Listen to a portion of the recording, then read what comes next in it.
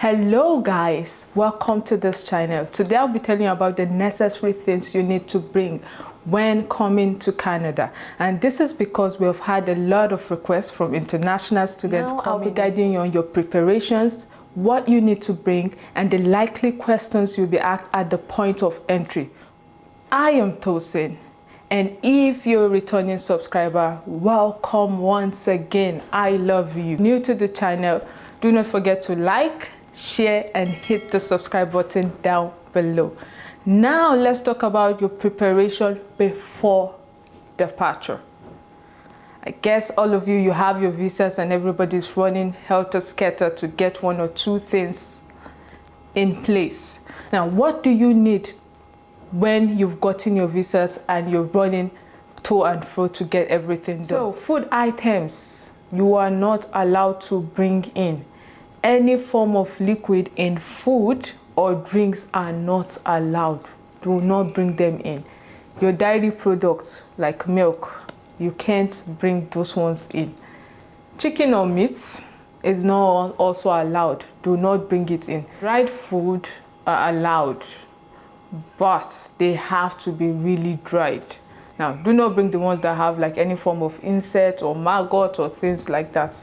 Those are not allowed. And I've had couples of questions for beans too. Yes, you can bring in beans, but make sure the beans is clean. No any form of weevil whatsoever in the beans. Clean, nice beans. Yes, you can bring that in. So let's talk about your carry-on bag. This means the bag you need to take with you inside the plane, not your baggage bag. If you should put your carry-on bag with your baggage bag, you would only see that at your final destination.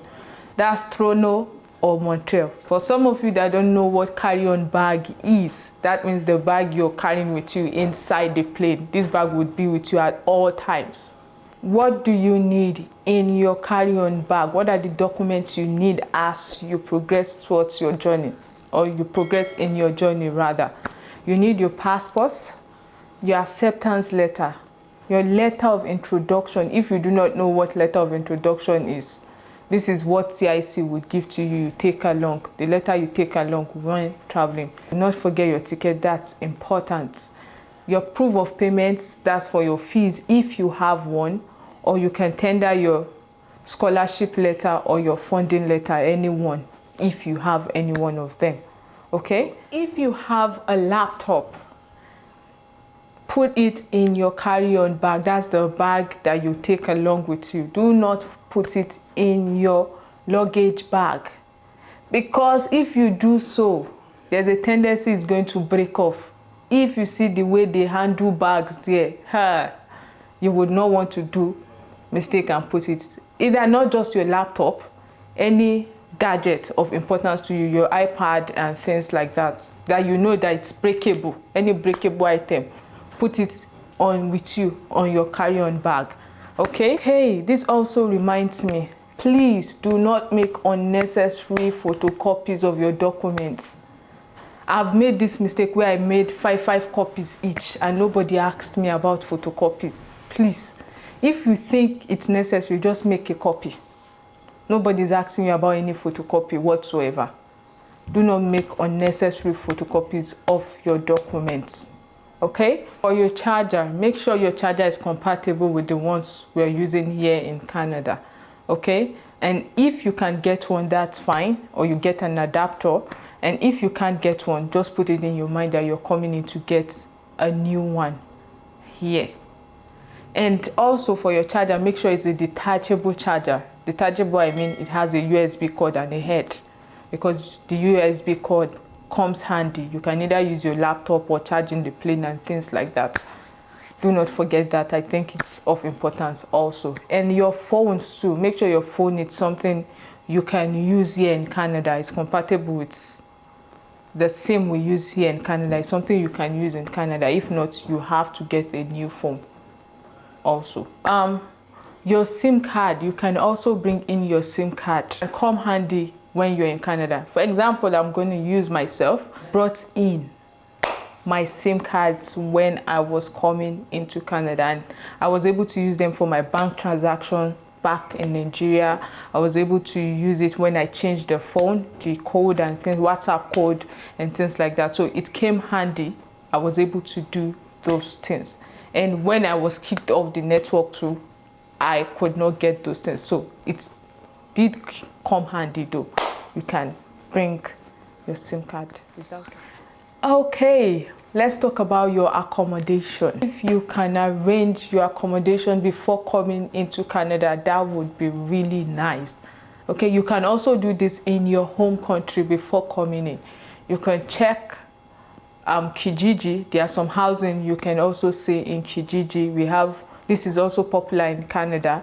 You can use Facebook Marketplace. The only thing you do is just to change the location of where you want. That's where you're heading to, the province you're heading to. If you have friends in Canada, just chat them up to help you secure an accommodation. You can also use your school. Some of the schools assist students in getting the accommodation, so you can just chat up your school and see if you can be assisted with that accommodation, with the accommodation, if they can or if they do. Yeah, that reminds me, let's not forget, if you have your driver's license, please just bring it in. And if you get one, if you can get one before coming in, just get it, because it speeds up your process once you come here. And if you do not have and you're coming in, it takes more than 8 months for you to get your license here in Canada. Okay. Few days to departure, what do you need to do? Spend enough time with your family. Trust me, you're gonna miss them. So spend enough time with your family, your friends.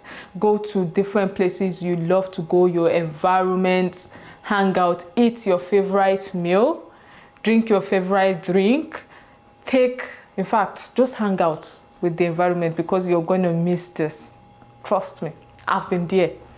I've missed this. Just make sure hang out with them, your parents, things like that. Eat mama's food, eat your mom's food. If that's the best thing you want to do, make sure you just hang around them. Okay? Your cash, I feel you also need cash.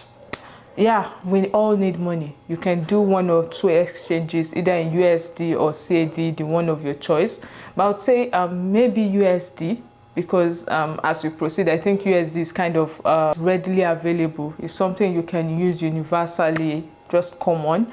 And if you want to change CA to Canadian dollars, yes, you can do that. You can just mix, or I would advise you mix that.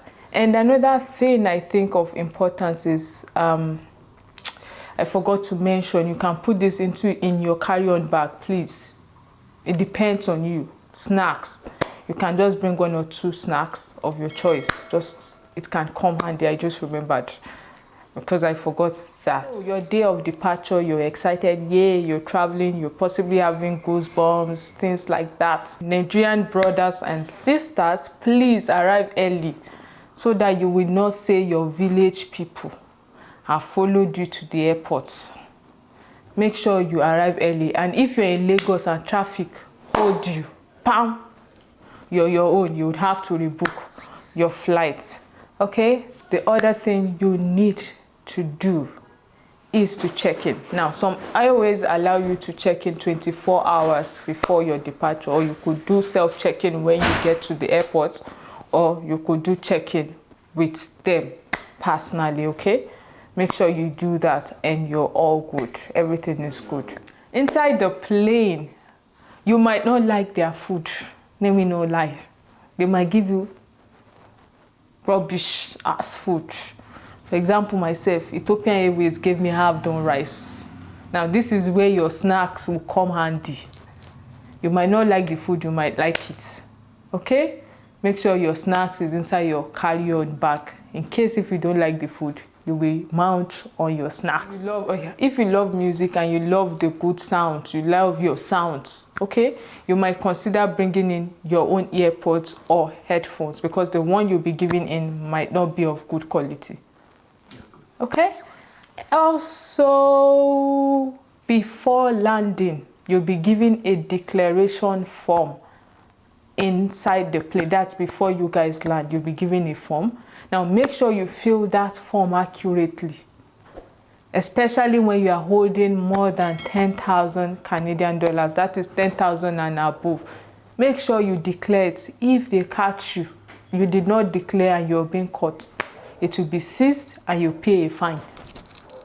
You have lost your money and you're paying a fine on money you don't have. Make sure you declare it. There are some items you need to declare. Just make sure if you have those items, just declare them to avoid any problem. Finally, you have arrived in Canada. You're either coming in at the point of entry, either Toronto or Montreal. Congratulations, you are in Canada. What do you need to do at your point of entry? Remember your documents. That's your passport, your letter of introduction. Now you would need to tender this. This would be asked at the point of entry. You need to bring them. That's the reason why you need to put those things in your carry-on bag. Okay, you need to present those stuff. At the point of entry, the officer in charge would ask you for your passport, your acceptance letter. He will also ask for your letter of introduction. That's the letter you were asked to bring in by CIC, the one you were sent to, or be the one that was sent to you. Also, you might be asked to show your proof of payments, scholarship letter, or funding letter. In a case where you're asked to present this and you do not have that, you can just show that you have that money. Maybe you have it in cash or you have it in an account. When you're coming to Canada, you would pay so. They just need to know that you're genuine, things like that. And for your accommodation too, you might be asked where you're going to.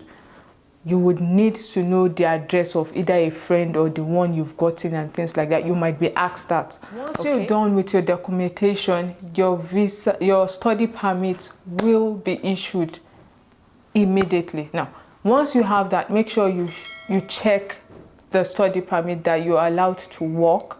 You can accept job on and off campus. Once it's stated there, then you're good. And if it's not stated there and you're studying 6 months and above, talk to the officer in charge that you're studying 6 months and above, and that will be sorted there before you leave. Okay, and once you're done, you're good. So congratulations, you're in Canada. What next?